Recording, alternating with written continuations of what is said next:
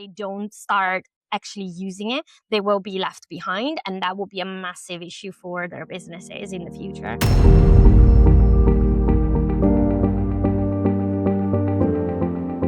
Born in Italy, based in the UK, and possessing over a decade of expertise in global communications, she is a master of navigating cross-border markets. Today, we're joined by Elena, the founder of EC Marketing and PR. From positioning sustainable fashion brands to placing high-impact content in the Italian market, Elena helps businesses scale through integrated PR and brand storytelling. We're diving into the future of generative engine optimization, GEO, why journalists are pushing back against low-quality AI pitches. Journalists will actually end up getting a lot more content, but the quality is going to be a lot lower. We're going to see a lot of AI policy coming out from journalists and publications, which is going to basically mean that a lot of generic outreach from a PR perspective is going to be banned, basically. AI doesn't understand sarcasm, for example. So if you are writing a piece that's got some sarcasm into it or some humor, make sure you double check. What are the biggest shifts you are seeing right now in the marketing, PR, and the brand communication? If you start going to chip out of your reputation, it might not affect you now, your budget or revenue might not be attacked, but in the long run, if you're ruining your reputation, that will absolutely turn into a decrease in revenue eventually.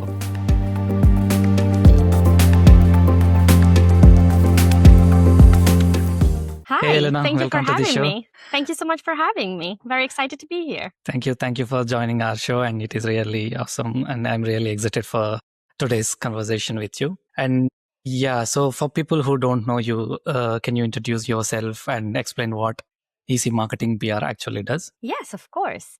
So, hi everyone, my name is Elena. I am the founder of EC Marketing and PR. I have a background in PR, marketing, and communications lasting over 10 years now in a number of industries. My background is actually very interesting. I live in the UK, but I was born and studied most of my life in Italy. And I have a very spread out family. So I've had the chance to travel quite a lot and understand different markets thanks to family living there and just conversations with people. So one of the biggest things I wanted to do throughout my career was actually helping companies basically grow within different industries and also understanding better their challenges. So I decided to found EC Stream Marketing and PR a few years back in the hopes that I could actually help quite a few clients in different markets grow their business. So that's what's been going on with my business in the past basically 12 to 18 months, I would say. Got it. Yeah. And what do you do kind of primary work today? So what type of clients are you working with right now? So I work with within a variety of industries. I kind of fell from my career mostly in the travel industry, which was a kind of unexpected but very welcome challenge. I've always loved to travel. So for me, it was kind of a great place to be and the opportunity to meet a lot of really interesting people in the industry. Since I founded EC Stream, I've kind of gone a little bit out of my comfort zone and I started helping businesses in other industries such as fashion and such as tech. I do also have experience with property, lawyer firms, a variety of different industries, really. I am of the opinion that, it's very good to specialize in one industry, but you should never close the doors to other industries because a lot of the time industries standardize themselves. They just kind of focus on what they know about their own industry. But sometimes there are kind of case studies or learnings that can be done by just looking at what another industry has been doing. And that has been really what I've been able to bring to some of my clients, which has been really well perceived. In the past 6 months, I've also been helping quite a few PR agencies here in the UK place content in Italy, in the Italian market, for pet services, for example, which was, again, something very unique that I didn't expect I was going to work in. But having had dogs my entire life myself, it was actually very interesting. And yeah, so that's kind of what I've been doing. Yeah. Sounds really interesting. Yeah. And before we get into the case studies and the success stories, so from your perspective, what are the biggest shifts you are seeing right now in the marketing, PR, and the brand communication? Yeah, so I think, the first one that comes to mind, and I'm sure many people that are listening to the podcast will also agree, is AI. AI has kind of taken over a lot of the creative industry, and it's kind of positioned itself as a bit of a funny one because you either love it or you hate it. There's no way in the middle. And I think, coming 2026, we will probably see, well, we are already seeing from last year, a lot of AI driven PR and also a lot of generative engine optimizations, what we call GEO. So just for those who do not know or never heard this, because when I initially heard it, I had to go and research it myself. So I understand we can't know everything of everything all the time. Generative engine optimization is actually basically the ability to optimize your content so that your content gets picked up easier, in an easier fashion by AI, basically. So think about ChatGPT or even another tool called Perplexity. If you actually manage to optimize your content, then it'll be easier to be picked up by softwares that actually are based on AI. So that will be a massive shift. So in terms of impact on the industry, well, we basically been doing a lot of manual research for strategy when it comes to PR. That is going to actually change.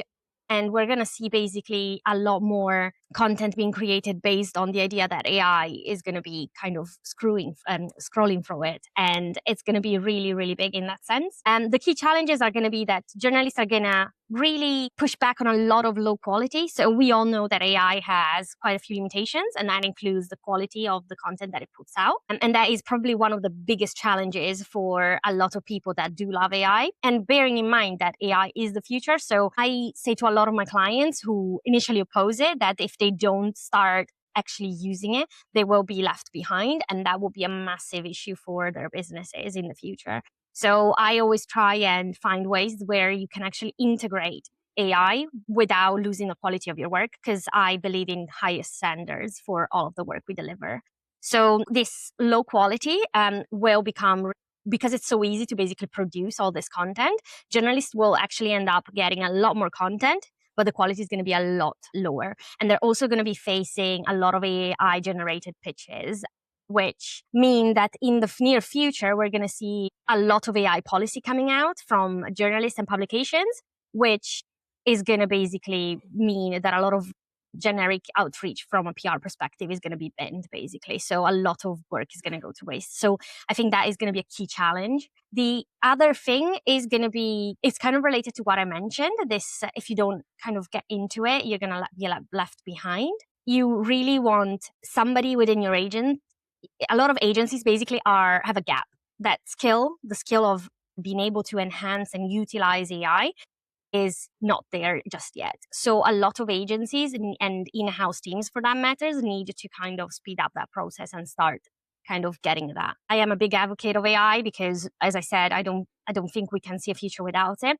So I think practitioners should, especially from a PR perspective, we should definitely be leveraging it. The only thing is how you leverage it. It's going to be key here. So I would always suggest, refining your media list, utilize it for tasks that are kind of time consuming, but they don't necessarily are going to have an impact on the quality of your work. So again, media list refinements, coverage clustering, even your sentiment analysis. AI is fairly good at picking up whether an article is positive or negative. Again, loads of limitation on that aspect. So always keep in mind, that AI doesn't understand sarcasm, for example. So if you are writing a piece that's got some sarcasm into it or some humor, make sure you double check, because it'll probably tell you it's negative or positive, but it actually is the opposite. And I guess also, it's also very important to keep always that human judgment for any kind of messaging and relationship building, because media, PR in general, is still an industry that is heavily dependent on those relationships. So I guess, in the next 12 months, we can probably expect a lot of more RFPs from clients, and especially when it comes to clients trying to choose a new agency, you will see companies asking in their RFPs for AI and reporting on GEO, search visibility, basically, elements. And these are going to be key. And the agency that actually can start leveraging this will be the agency that can keep up with it. And the other thing is that we're going to see AI tools being consolidated within a lot more PR platforms that are used by both journalists and PR practitioners. So I think, that is going to be a key one in terms of trends. The other trend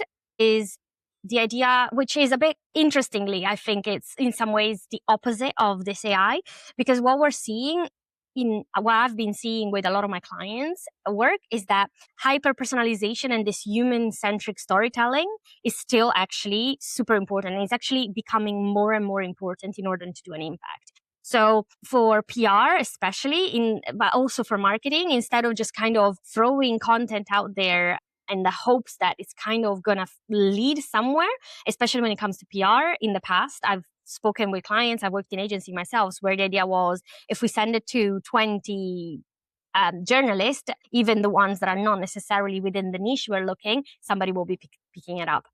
That approach will probably not work anymore. And what we're going to need to kind of focus on is going to be more kind of tailored approaches. So we're going to be looking at tailored outreach, where we're looking at specifically reaching out to journalists that really focus on that niche that we're focusing on. So the impact is already kind of clear in terms of what the practitioners are going to see. We're going to be looking at smaller pools of journalists, like a more focus on our audience segment, the cultural context that we're working in. And this kind of goes back a lot into what the work I've been doing, looking at the Italian market. A lot of messages that work really well in the UK market have no meaning whatsoever in the Italian market. The culture is so different, and it's so staggering, the difference, that literally your message will not have the same impact. And again, the other impact is going to be this need for a stronger emphasis on what we call value-driven narratives. It is already something that we're doing, but we will be seeing an even further need for this emphasis to happen, basically driving a lot of demand.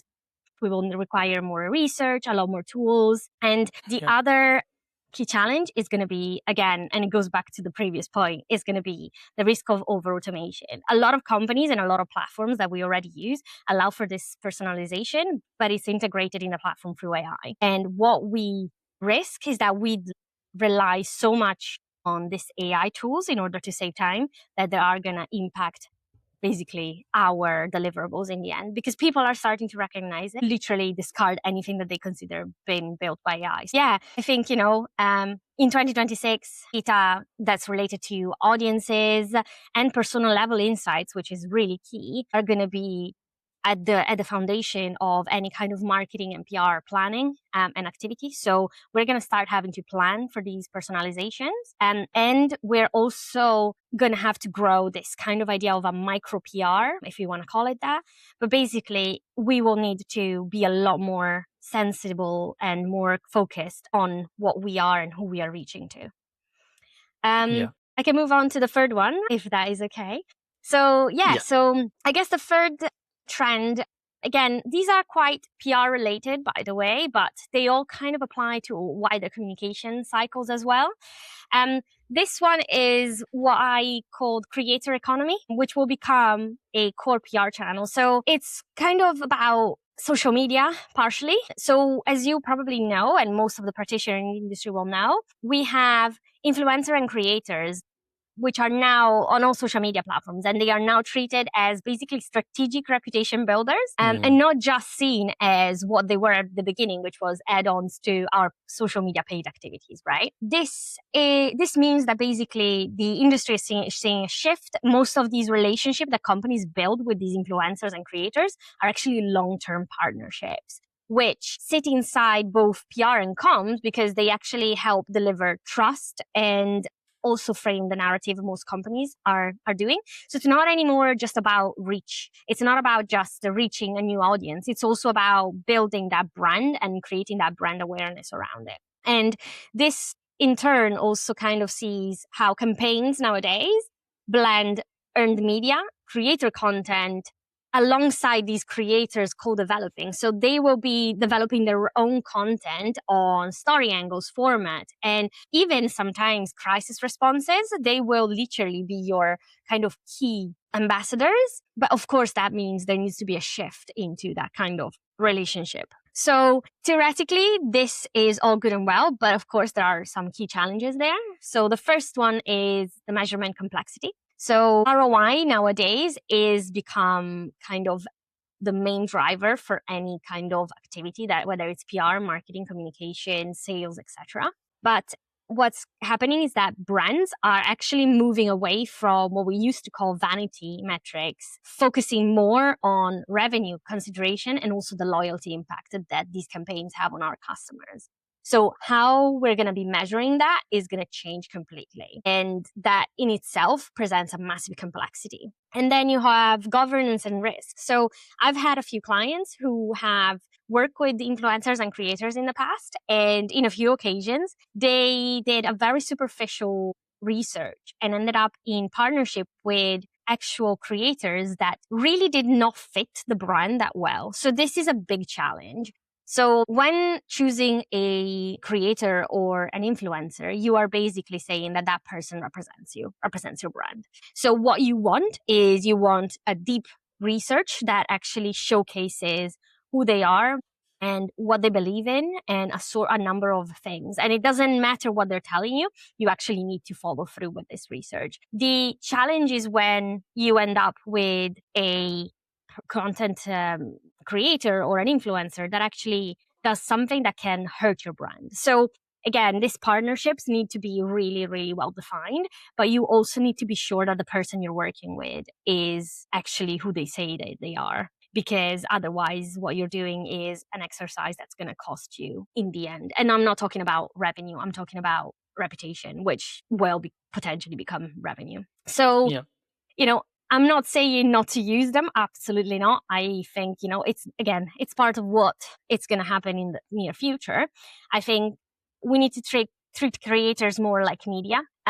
So the way I've been working is that we actually work with most of our clients, the ones that work with influencers. What we do is we actually create detailed briefs. So when we actually after we have researched and picked the right influencer or creator, we actually create detailed brief, clear storylines, and we give them access to our spokespeople so that they can actually have a contact within the company that they can kind of compare notes with in some ways, but also get content from if they want. And this actually, the thing I believe is that all of these activities need to be integrated into our wider PR calendars. So these activities that these influencers do, in the past, they have been pretty much left to them to decide when to do what to do. But in reality, I believe needs to be a better control over when they are kind of posting and what kind of content is going to come out. And this allows you to have a better kind of overview of how these activities are going to go. I think it works really well up to this point.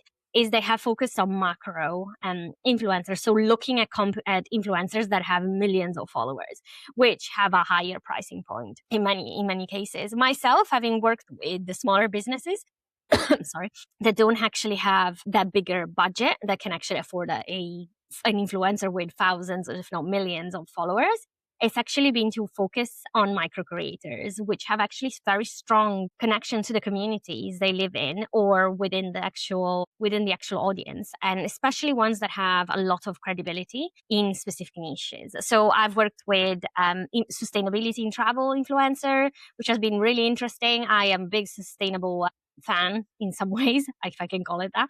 So I've been working with a lot of them, and I think it's really, really interesting what they can actually see and come up with, and their reach within the communities that they serve, if you want to call it that. But also fashion has a lot of very interesting and not kind of found influencers that are very niche and can actually help. So I think there is this idea that in order for it to be worthwhile, you need to go to like the very, very big influencers, but actually you don't. As long as you find somebody that's really targeting your audience, micro influencers can be really, really good. So I guess, in the next 12 months, we can expect more performance-based and hybrid kind of compensation models. So I think a lot of these influencers and creators are going to become salespeople for you. Basically, we're going to shift from that brand only awareness to a more of a sales positioning. And also we're going to see a lot of, basically, we're going to professionalize that job role. It's not just going to be something that somebody starts on a spur of a moment. It's going to be something that's going to end up being standardized and become an actual job role, basically. So we're going to see more contracts, more SLAs with companies, a lot of more kind of communication between marketing and these creators, but also the PR team, social media, etc. So it's actually a really interesting time to keep an eye on what's going to happen in that sector, if it makes sense. So I guess the other one is a little bit connected to what I was mentioning about that complexity when it comes to measurement. So we're gonna see a new, well, we're already seeing this trend where companies really need to see that the proof of that ROI is going to be a bit of a challenge to prove, but also we're going to see, and we have already started seeing a decrease on journalists.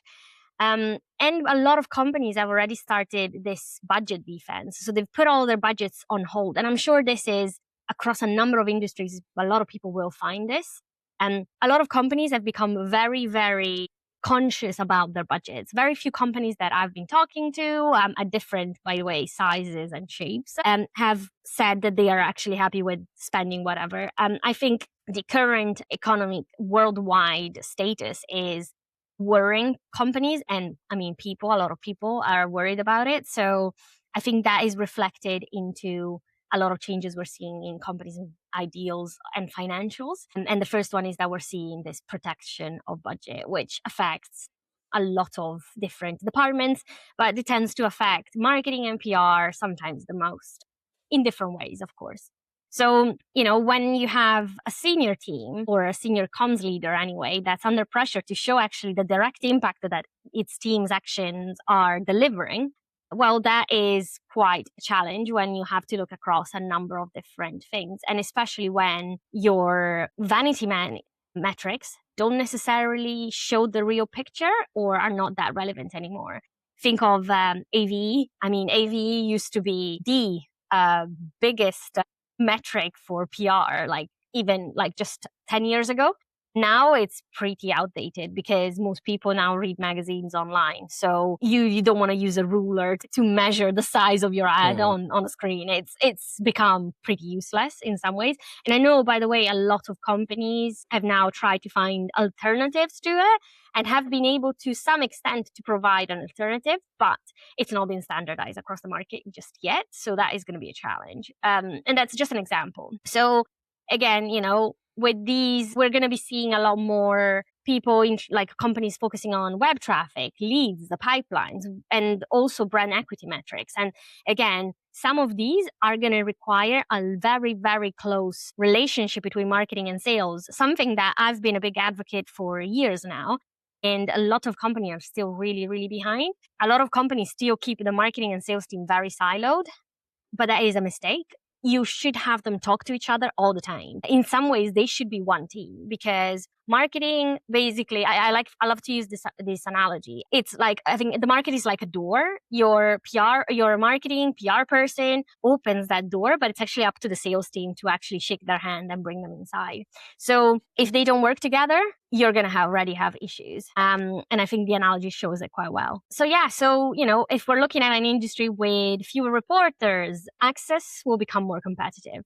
And we're going to be needing to rely on a lot more owned and partner channels, because they will be playing a larger role in us being able to get out to the reach, basically. So, when we're looking at challenges, this trend specifically already presents two. Well, first of all, this data integration. You're going to have to find a way, and most companies are slowly doing this, but you're going to have to start tying your PR data into your CRM, which then will build onto your analytics, and you will then also be able to connect them to your sales system. Again, it's not going to be an easy fix, and a lot of companies are already trying and in some ways failing sometimes because it's not an easy fix, but it's really important that we manage to deliver that, basically. Otherwise, companies are never going to be able to get that ROI figures back. And the other aspect is going to be this internal education. So as I said, you need a stronger cooperation between your commercial the stakeholders. And if they don't understand what it means to build reputation, trust, and also what is their function within that funnel or their impact even, then you're basically leaving them to their own. And what they're going to do is they're going to go siloed again, and they're not going to talk to each other. So it's really important that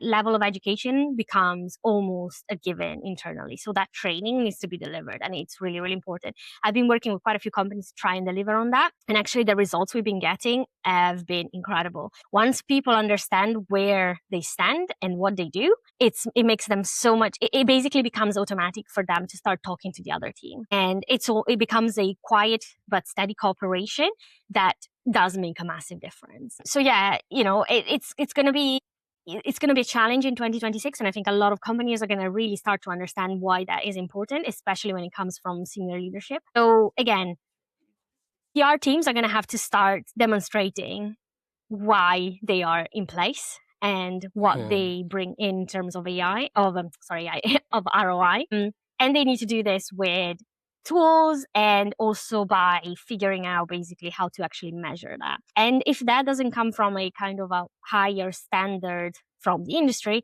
then it needs to come at a company level. So that is going to be the first thing we're going to see. A lot of companies are going to start creating their own measurement, probably, unless the industry starts modernizing in that sense.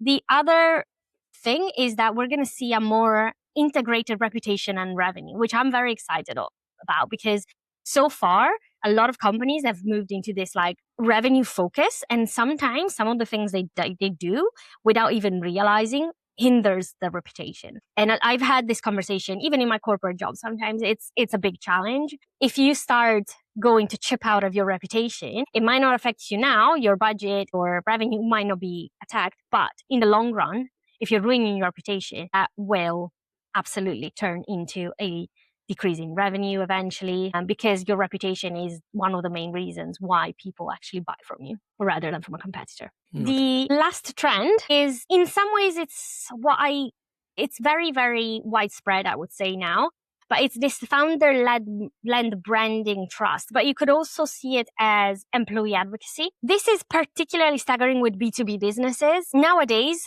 we live in a world basically so tech-based. And with AI now taking over a lot of things and slowly becoming basically a giant in all industries for different reasons, people feel that need to hear from people. So one of the biggest things that we've been noticing with a lot of my clients is that they have these pages on LinkedIn, for example. And again, as I said, this is particularly staggering with B2B businesses, where you have a company page, which is really well done with all the right content, but engagement is really low. And it is a big problem because companies want to see the opposite happening. They want the increase of engagement. So one of the things that we found actually does make a difference and does impact the industry is that if the same content gets posted by an employee, whether it's an executive or a lower level senior manager, that content will get a lot more engagement. And this actually is outperforming most of the company-led content, which is interesting. And it is a big shift in the business because it's not just anymore about what the company says, it's about what employees say about that company. And again, it's going to be a challenge because it means that you have to balance the company's authenticity with a bit of risk, because you don't know, you can force an executive to post what you want them to. It's a personal LinkedIn account, so they are free to, and any employee is free to post whatever they want. But with this said, that can backfire. Maybe their messaging is not quite on point. Maybe they say something that is not quite right. And again, there's very little you can do to stop them from posting. You do actually want them to post. You want them to talk about your company, but you can control what they're going to be doing. So it is a bit of a risk. And the other thing to consider is that this is going to create a strain on your resources. So unless you put all of your team continuously monitoring and responding continuously to basically what's happening, what your employees are posting, and if you see a post that's absolutely not acceptable, you need to reach out to that company and stuff. You're almost policing content. It's gonna put a massive strain on your team, who already, as most marketing teams know, and kind of comms teams know, we cover a lot more than what maybe our initial area of expertise is. So that needs to be really, really fine-tuned because it can cause a number of issues. It also means putting training in place. So I know a few companies that actually started doing employee advocacy training so that they can tell people, we want you to post about it. And again, that causes a few things. Well, one, some people are super into it and they love it and they really engage with it. Other people are like, oh, I don't post on myself. Why should I start posting for the company? So again, you can't really force them to.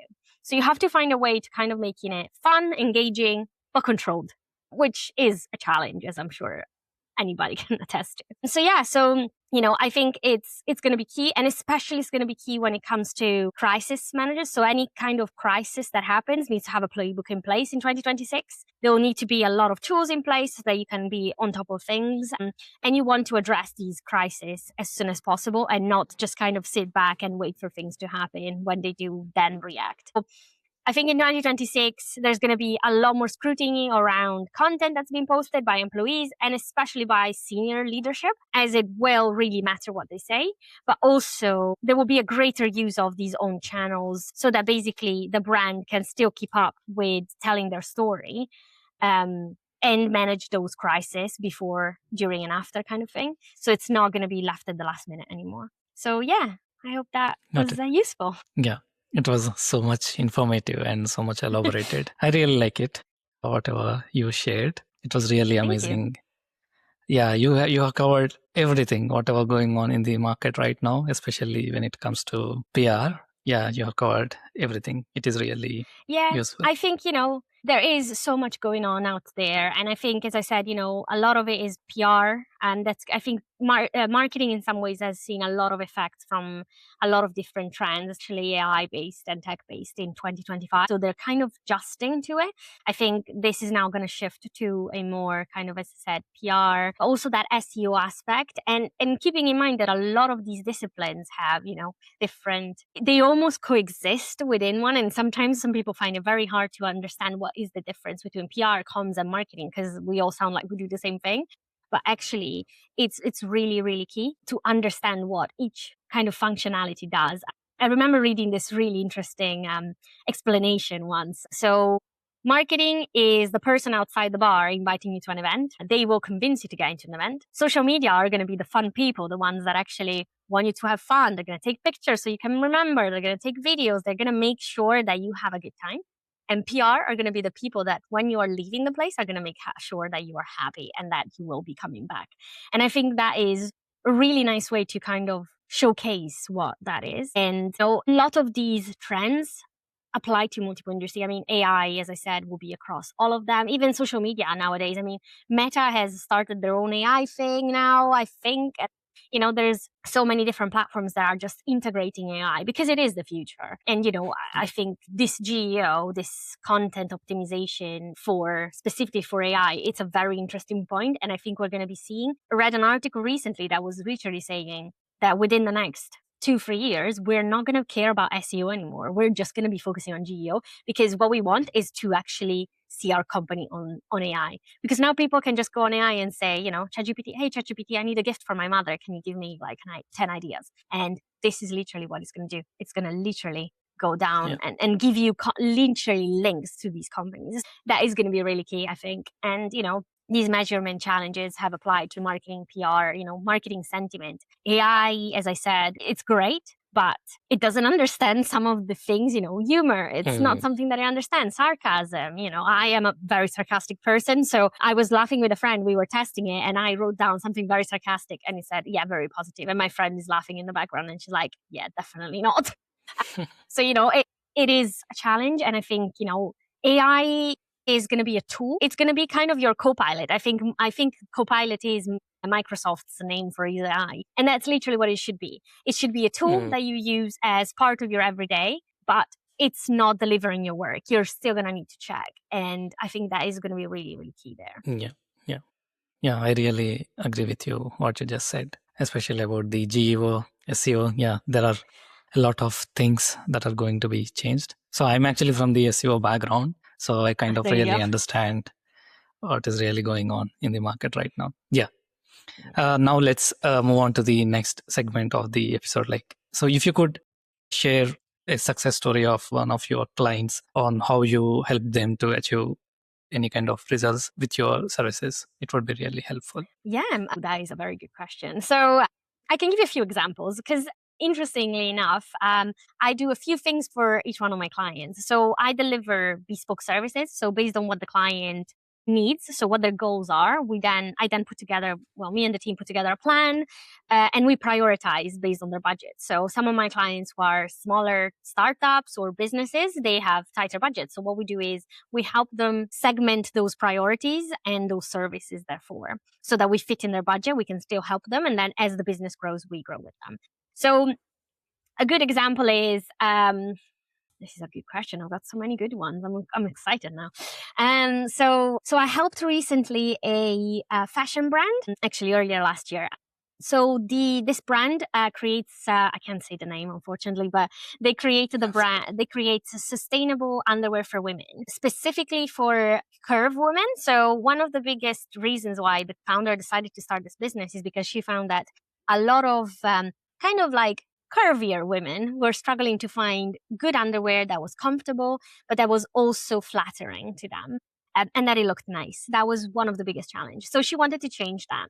And she wanted to do it in a way that was not only socially correct, but she also wanted to do it in a way that was sustainable for the environment.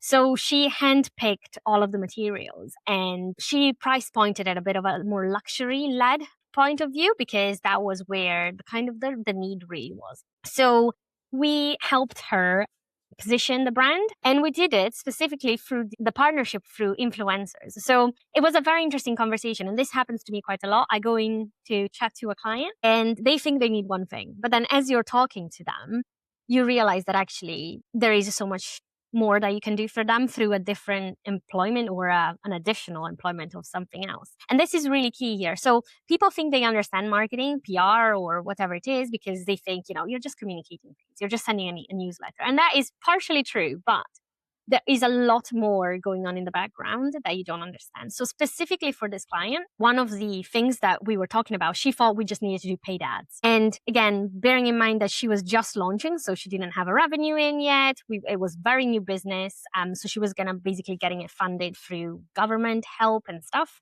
We decided to do this by employing instead the support of influencers that met her niche, specifically micro-influencers, which is where my point came earlier. So we reached out to a number of them and we invited them to this launch event, which was absolutely fantastic, by the way. A very small gathering of about 20 women, all kind of like in the right age range. And it was a beautiful kind of event, few hours. We had a Pilates session going on for them as well. So it was like well-being alongside kind of that. And what we did was basically throughout the entire period, so before the event, during the event, and after the event, we had these content creators flew blind, by the way, a very strict content briefs and also SLAs to make sure that they were posting about the product.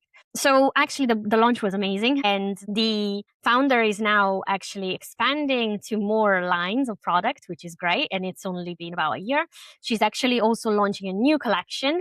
So it's been very, very exciting for her. And it's been a really big success story because as I said, a lot of the conversations that I've been having with clients of all sizes and shape is that there's no point in investing money into influencers and content creators unless you're willing to pay them a lot of money to get like the really big ones. And actually in this instance, it proves that you don't. Like, as long as you are really good at understanding your audience and identifying the people that represent your brand the best, then you actually do not need to go macro. You can literally look at people that have I'm looking at about 100K, which in the all scope of thing is not a big one, not a big audience, but that is still, it was very successful. She launched the brand and the brand is growing 12 months in. So all good. And she's very happy. We talk on a regular basis and stuff. So that is one example. The other one is maybe more PR led. So I'm helping this agency place content in Italy, for example. And as I was mentioning before, this journalists are becoming fewer and fewer, but on top of that, also there is this new need for them to also demonstrate. And I think sometimes PR practitioners forget this. They didn't need to demonstrate to their audience why they're worth basically being paid for. And, this goes also into that kind of discussion of, I put my magazine behind a firewall. So people pay me, because before they would pay £1.10 or 20 or whatever to buy my print version. Now the print version is not important anymore. So we're going to leave all of that, but that is kind of key because it's why they also need to prove their own ROI. So when we send them a PR press release, that press release needs to add value to them. And I think sometimes as PR practitioners, and some of our clients sometimes forget this. And so I was helping this company place some content in Italy. They are a very, very niche software company. Very, very niche. I mean, I think in the end, there is about 10 publications in the whole of Italy that covers them. And I think in the UK, it might be even less than that, just to kind of give you a bit of an idea. We reached out with this press release and nobody picked it up. It was very, very kind of editorial, very general, not very value driven, if that makes sense. It was some of the things that both me and my clients did kind of feedback to the wider company. Unfortunately, the company still wanted to go ahead with it. And I'm sure some PR practitioners, most PR practitioners will be this will sound very familiar to them. But because of that challenge, it didn't really get placed, which was a shame. So we then approached the client back and said, well, we didn't get coverage. Shall we try something different? And actually, we provided basically what we decided to do is to do more editorial articles instead. So when we had a news, we'd approach the journalists by providing them with an editorial synopsis, basically saying the founder of the company or the executive or managing director actually has written this article in response to this other comment that somebody has done, or a different article in a bigger magazine or things like that. And we'd approach the journalists this way. And again, this is value driven because you're basically providing them with extra value that they can provide to their audience. And the response was really, really good. So we've actually seen an increase in this. And since then, I have been cascading this idea of doing more editorial work to most of my clients. And again, this idea of shifting from this is my news, take it, to this is the value that I'm adding to you, has made a big change. And I think this impact, as I mentioned also before, will kind of reflect also in more markets as we go on. But in this specific case, I remember thinking it was very interesting because in the space of 2 weeks, we went from this random PR release to a very, very well received editorial, which didn't really cost the team that much. And it was literally just about recycling in some ways the content that you have. So again, this goes back to all that importance to make sure your quality is high, but also that you keep culture in mind and that value-driven element. I hope these examples make sense. Yeah. It was really wonderful. Yeah, it shows how really you understand the specific problem they have in their businesses and how you address them. Yeah, it is really wonderful. And I think, look, no industry is the same. No company has the same challenges, although some of them will be similar. Every company has their own kind of stakeholders and things like that. But I think this is why you have to be adaptable, but also kind of open-minded. And I think sometimes that is a challenge that a lot of practitioners that have been working in the same industry for years and years sometimes forget. And it's happened to me as well, like working in the travel industry for a very long time. I kind of then found myself in a situation where I was like, well, this is a different problem I never encountered. And it's about having that conversation. I think it's about talking to people that have been in the industry, but also not forgetting where you come from, because your expertise, although might be different from the problem you're facing, is still going to have some kind of skill or knowledge that will help you increase on that. At the end of the day, we're all people, and I think it's just key. That is just the key. Yeah, got it. And yeah, so till now we discussed a lot about like the challenges what are going on in the industry, but yeah, so we have challenges in every business. So especially based on the current situations, everything is changing so rapidly. So if I ask you, like, how does these things affecting your business, and what are the real challenges you have in your business right now? Yeah, so I mean, as I said, all of these challenges affect myself as well as my clients. I think, with the AI piece is all about keeping on top of it, not shy away, whether you like it or not. It's the future. So you have to, embrace it. I actually had a very interesting conversation. This is a funny one, with another founder a few weeks just before Christmas. And she made me laugh because she said to me that she did not understand social media. She's a bit elder. And she said she didn't understand social media whatsoever. So her solution to that was to start to employ a 16-year-old who's a great person on social media, and she's been running her social media and she's super happy. And I think this is it. These challenges are going to apply to a lot of companies that are not open to hearing new voices. And I think, that affects us too. One of the biggest things, I've encountered is this: social media changes so fast that sometimes I struggle to keep up with it. So one of my solutions has been to literally, I work with interns. Sometimes, they come and go within 6 months. But the wealth they bring to the company actually is staggering, because they will be new ideas, new creativity. Sometimes when you are working on something for such a long time, you end up reverting back to things that have worked in the past, and you forget to kind of try new things, which I think is a shame. So that is a big challenge. And with the AI piece, I think, this is going to be, this is something that affects my business. I have been trying to integrate it more and more on kind of things that basically, activities that can be replicated by an AI that don't impact the quality of my work. I let AI do, and it saves me a lot of time. I've started to literally use it as my co-pilot. I'll ask him questions throughout the day, not to the extent of some people. I know somebody that actually uses it, funnily enough, for love advice, which to me is a bit much, but still, it's to showcase how integrated in our life is. So I think that is one, and that comes the GEO kind of aspect, as we were discussing. SEO has been something that for my own company I have to kind of implement on a regular basis, and I am now actually in the process of learning more about GEO myself, because it is going to be the future. This is going to be a challenge, and it's a challenge that I need to address now rather than later, not just for myself, but for my clients too. And then, PR wise, as I said to you, it's going to be about that drive that value. And the challenge for PR is, and I think almost practitioner will find, is that having that conversation with your client. Sometimes clients are very close-minded and they just want to deliver the message as they think it's the right way. And sometimes you have to re-educate your clients about why you're trying to suggest to do it in a different way. Sometimes you're successful, sometimes you're not. But the numbers usually prove you wrong. But that is a challenge because it takes away a lot of time. A lot of the challenge is not even about training spokespeople to speak to the media, because that actually comes quite natural once you've done it a few times.